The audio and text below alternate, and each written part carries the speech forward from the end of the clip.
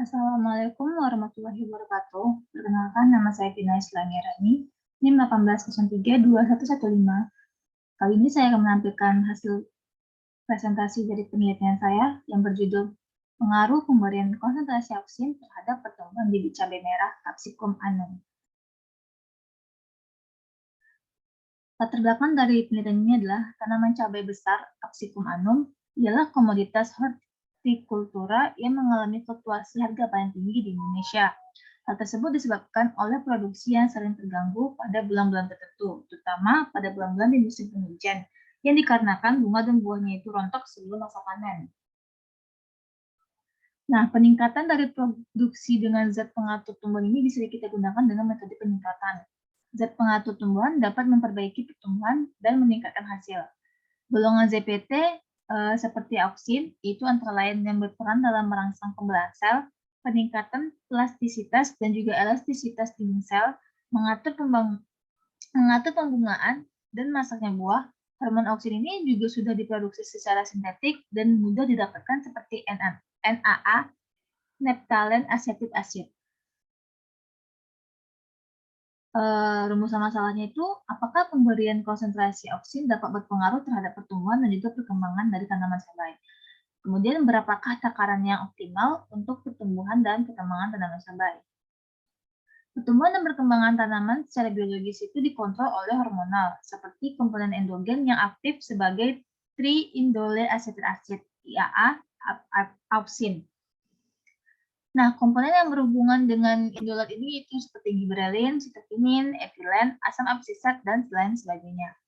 Pemberian zat pengatur tumbuhan ini akan memberikan respon fisiologis pertumbuhan dan juga perkembangan tanaman, serta meningkatkan bagian tanaman yang dipanen sebagai hasil produksinya. Penggunaan ZPT dengan konsentrasi yang terlalu tinggi cenderung akan mengganggu pembelahan sel dan juga kalusnya, sehingga pertumbuhan akar akan terhambat. Namun, penggunaan ZPT dengan konsentrasi yang terlalu kecil juga akan mengakibatkan ZPT itu tidak akan efektif bekerja. Nah, konsentrasi auksin dalam tanaman hijau itu bervariasi antara 10 sampai 0,1 mg per mili dengan gradien yang menurun dari jaringan muda ke jaringan tua. Nah, pergerakan auksinnya dalam tanaman cabai ini cepat, polar, dan secara bersiketel di dalam floem. Nah, pergerakannya yang mungkin juga terjadi akan lebih lambat oleh difusi seluler dan juga bersiketel. Variabel yang digunakan dalam metode penelitian ini adalah variabel kontrolnya itu tinggi tanaman, warna daunnya, jumlah daun, dan juga panjang daunnya. Sedangkan variabel bebasnya itu adalah dosis dari konsentrasi yang kita gunakan. Di sini ada 0 ppm, 50 ppm, dan juga 100 ppm, dan juga 150 ppm. Nah, hasil dari pengamatan yang didapat itu pada minggu pertama, itu tinggi batang cabai merah pada yang 0 ppm itu adalah 2 cm, sedangkan 50 ppm itu 2,6 cm. Pada 100 ppm 2,7 cm, 150 ppm 2 cm. Nah, sedangkan pada minggu kedua, bertambah tinggi pada 0 ppm itu ada 2,3 cm, 50 ppm bertambah menjadi 2,9 cm, 100 ppm bertambah menjadi 3,2 cm, dan pada 150 ppm bertambah menjadi 2,6 cm.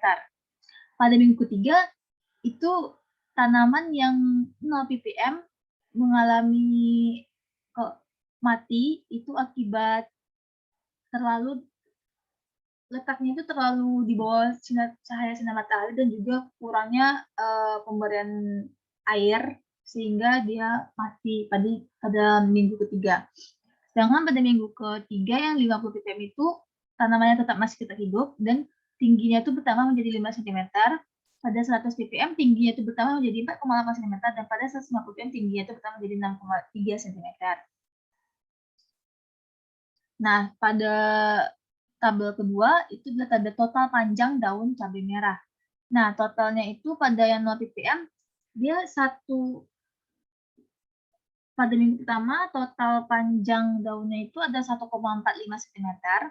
Pada minggu pertama yang 0,50 ppm, 50 ppm itu ada 1,5 cm. Kemudian yang 1 ppm ada 1,25 cm. Yang 150 ppm ada 1,3 cm. Nah, sedangkan pada minggu kedua bertambah panjang dari daun cabai merah ini. Dengan total panjangnya yang 0 ppm pada minggu kedua 1,7 cm, pada 50 ppm 1,7 cm juga, dan pada 100 ppm itu bertambah menjadi 1,5 cm, dan terakhir 150 ppm itu bertambah menjadi 1,6 cm. Pada minggu ketiga, itu yang 50 ppm juga bertambah panjang lagi menjadi 2,06 cm, dan yang 100 ppm bertambah menjadi 1,86 cm, dan yang terakhir 150 ppm bertambah menjadi 2,55 cm. Nah, di sini ada jumlah daun. Pada minggu pertama itu, yang 0 ppm jumlah daunnya itu ada 2 helai daun. Yang 50 ppm juga ada 2, 100 ppm juga ada 2, dan 150 ppm itu ada 4.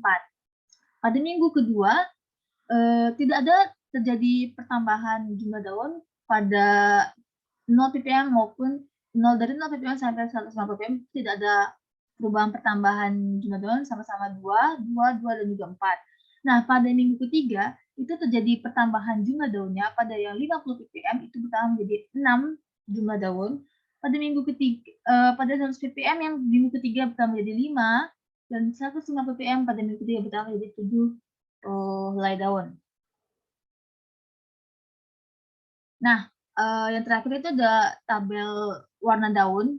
Dari minggu pertama sampai minggu ketiga itu mulai dari 0 ppm hingga 150 ppm itu jumlah warna daunnya itu tetap sama-sama hijau, tidak ada jadi perubahan warna daunnya. Nah, pembahasannya itu secara alami auksin ini sebenarnya dapat diproduksi oleh tanaman itu sendiri. Akan tetapi auksin ini merupakan salah satu ZPT yang berperan sebagai sinyal terhadap sel untuk melakukan pemanjangan dan juga disintesis di daerah meristematis. Nah, pada daerah meristematis ini pada tanaman yang terkonsentrasi di ujung akar dan juga ujung daun. Oleh karena itu, keberadaan auksin ini bertanggung jawab sebagai salah satu zat yang menentukan pertumbuhan akar, batang, dan dari suatu tanaman. Nah, perlakuan pemberian auksin ini dengan konsentrasi yang 50 ppm dan juga 150 ppm ini secara signifikan itu menghasilkan pertumbuhan yang lebih tinggi.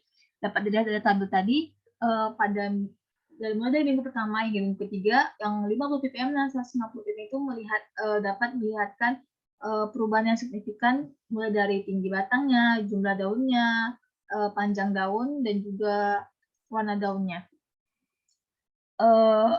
Jadi pada 50 dan 150 ppm ini menghasilkan pertumbuhan yang lebih tinggi atau lebih baik dengan parameter yang tadi kita sebutkan. Nah, pada sisi lain, pemberian auksin pada konsentrasi 0 dan juga 100 ppm itu tidak memberikan perbedaan yang signifikan. Dia memberikan perbedaan juga tetap ikut tumbuh, tetapi tidak melihatkan perbedaan sangat signifikan seperti yang 50 ppm dan juga 150 ppm pada kedua parameter tersebut. Nah, teman-teman dari hasil analisis ini dapat mengindikasikan bahwa auksin itu mampu memberikan pengaruh pada pertumbuhan. Namun, konsentrasi auksin juga berpengaruh atau berperan penting dalam pengoptimalan pertumbuhan tanaman cabai. Nah, kesimpulannya, auksin ini merupakan salah satu zat CPT yang diindikasi mampu mengoptimalkan pertumbuhan tanaman. Dalam studi ini, bahwa auksin juga mampu mempengaruhi pertumbuhan tanaman cabai merah besar. Pertumbuhan yang dimaksud itu adalah pertumbuhan tinggi batangnya, panjang akar, dan juga lebar daun, serta panjang daun. Nah, pemberian auksin yang konsentrasi 50 ppm ini juga dapat disimpulkan sebagai perlakuan yang paling optimal dalam penelitian ini. Sekian, terima kasih. Saya akhiri presentasi pada hari ini. Apabila ada salah-salah kata, saya mohon maaf. Assalamualaikum warahmatullahi wabarakatuh.